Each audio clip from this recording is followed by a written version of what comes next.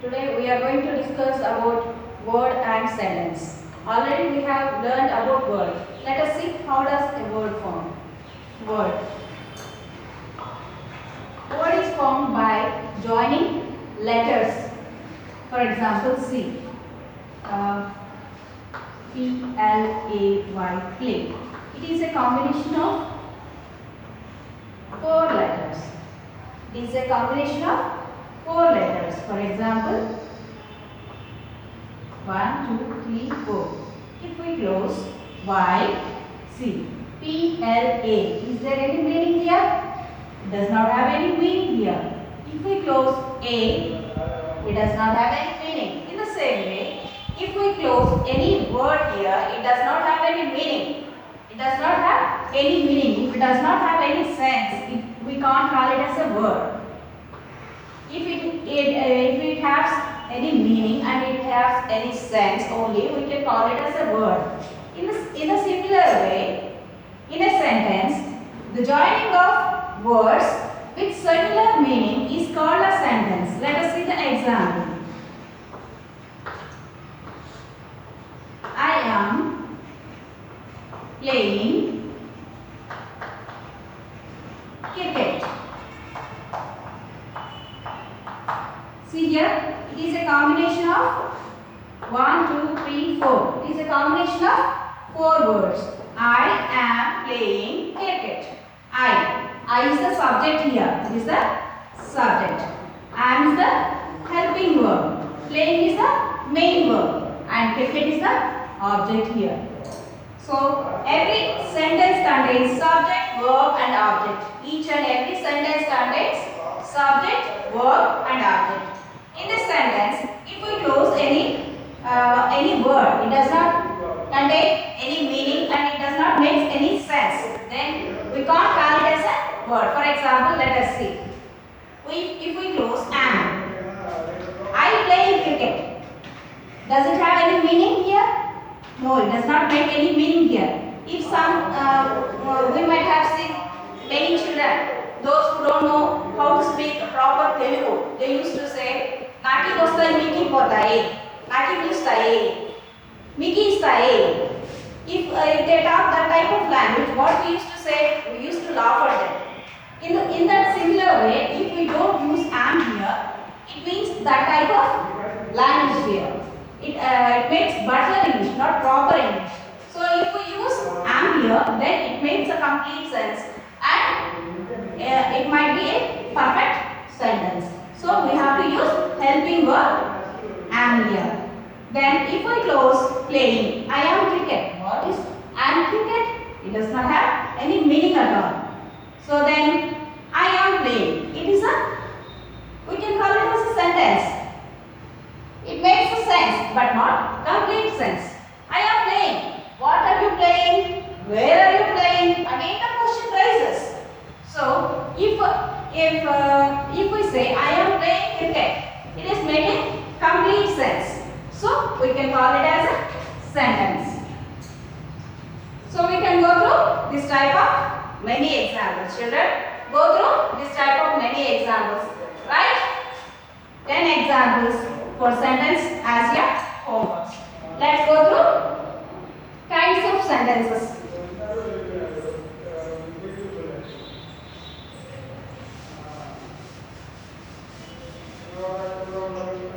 So kinds of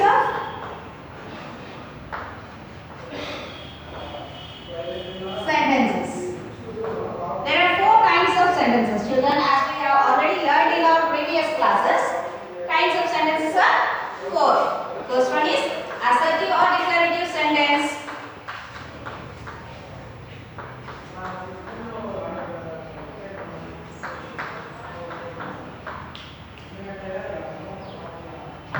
Second one is interrogative sentence.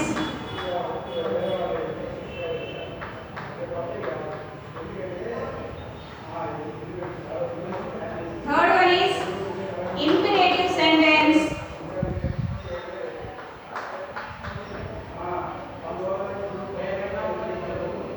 And fourth one is exclamatory sentence.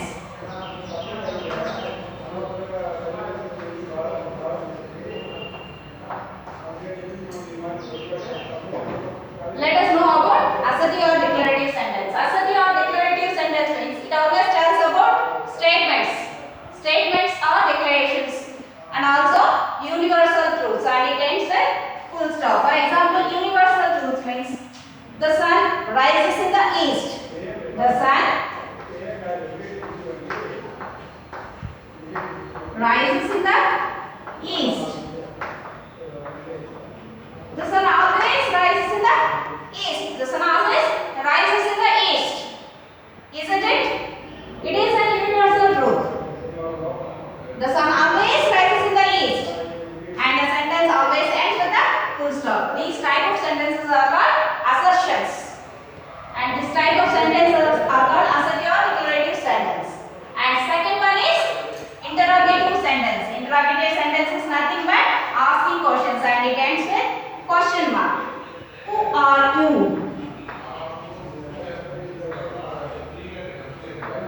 What are you doing?